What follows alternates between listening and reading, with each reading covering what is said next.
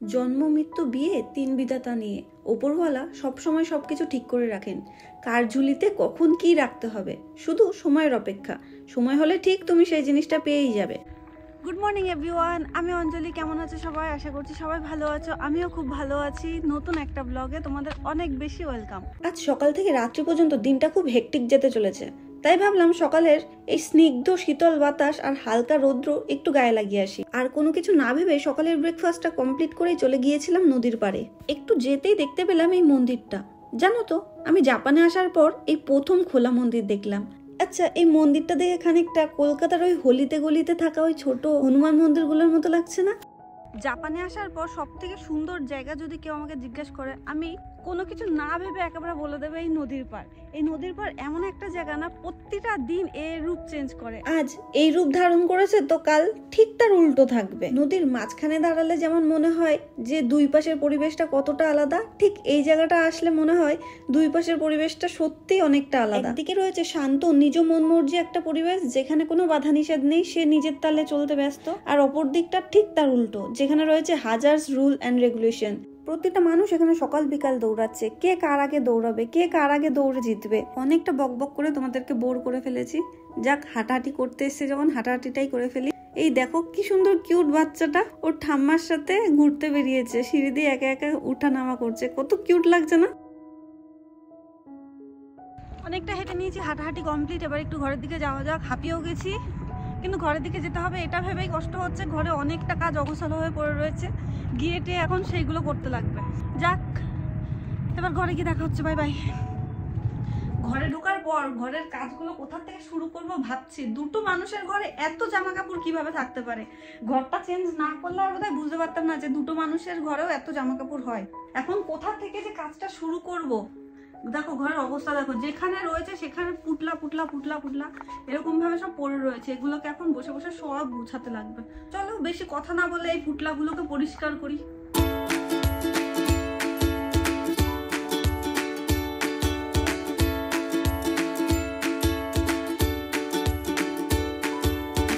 Finally রোবটের মতো স্পিডে কাজ করে এই ঘরটা আমার এই অবস্থা। গোছানো আমার পুরো কমপ্লিট। এবার বাকি ঘরগুলো আর রোবটের মতো স্পিডে কাজ করে গোছাবো না, বাকি ঘরগুলো এমন তুড়ি মেরে গুছিয়ে ফেলি। যেতে যেতে আমার ছোট্ট সোনাটাকে আদর করতে কিভাবে ভুলে যায়, একটু আদরও করে নি। এটা আমার 7 মান্থের বেবির বাম আপডেট। রান্নাঘরটার এখন এই অবস্থা। তুড়ি মারার পর এইরকম হয়তো কোনো ডিফারেন্স আসেনি, কিন্তু এইটুখানি গোছাতে গোছাতে অনেকটা কষ্ট হয়ে গেছিল। ভাইরে ভাই, ঘর পরিষ্কার যে এতটা কষ্টকর বিষয় তা ঘরটা পরিষ্কার না করলে আর বুঝতে পারতাম না। বাবারে বাবা, এত তামঝাম। একদিকে ভালো হয়েছে, এই অনুষ্ঠানের চক্করে আমার ঘরটা পরিষ্কার হয়ে গেছে। দাঁড়াও, তোমাদের তো বলাই হয়নি এখনো পর্যন্ত কিসের জন্য এত পরিষ্কার পরিচ্ছন্নতার তামঝাম চলছে। আগামী 26 তারিখে আমার বর মশাই আমাকে 7 মাসের সাথ দেবে। এর জন্য একটু ছোট্ট করে গেট টুগেদারের আয়োজন করা হয়েছে রবিবারে। তোমরা যারা যারা আমার এই ভিডিওটা দেখছো তাদের সকলকে আমন্ত্রণ রইল। তোমরা অবশ্যই এসো আর আমার ছোট্ট সোনাটাকে আশীর্বাদ করে যেও। দুই টোনাটোনের এই ঢিট সোফাটাকে জামা পরাতে গিয়ে বেহাল অবস্থা। সোফাটা জামা পরবে না আর আমরা ওকে জামা পরিয়েই ছাড়বো। অন্তত পক্ষে 5 থেকে 6 বার আমরা এর কভারটা লাগিয়েছি আর খুলিয়েছি, আর শেষমেশ লাগানোর পর এর লুকটা এরকম এসছে। এত কাজ করার পর খুব খিদে পেয়ে গেছিল, কিন্তু ঘরের কাজ তখনও পর্যন্ত শেষ হয়নি। একটুখানি খাওয়া দাওয়া করে বরমশাই আবার বেরিয়ে গেছিল বাজারের জন্য। আসলে হাতে গুনতি একটা মাত্র দিন আছে, যদি আজকে কিছুটা বাজার অন্তত করে না রাখে তাহলে ওর একার পক্ষে পুরো বাজারটা একদিনে করা অনেকটা চাপের হয়ে যাবে। তাই আজকে কিছুটা করে রাখলো, আর যেগুলো বাকি থাকবে সেইগুলো কালকে সেরে নেবে।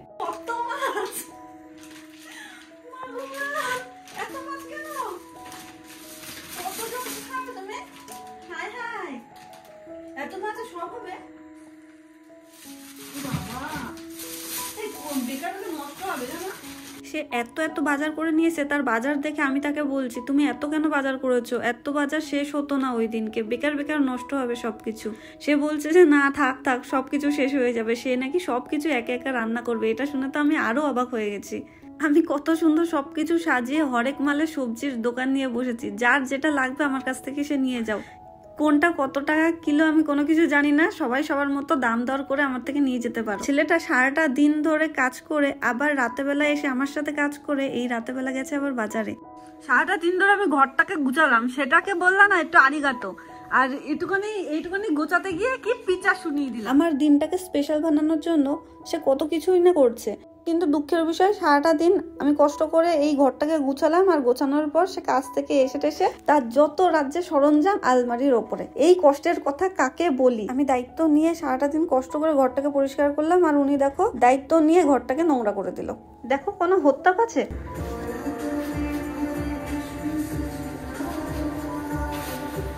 দুইজনে মিলে অনেকটা মজাই আর কি ঠাট্টা করে নিলাম। এইগুলো দেখে অনেকেই হয়তো বলবে কি নাটক শুরু করেছে।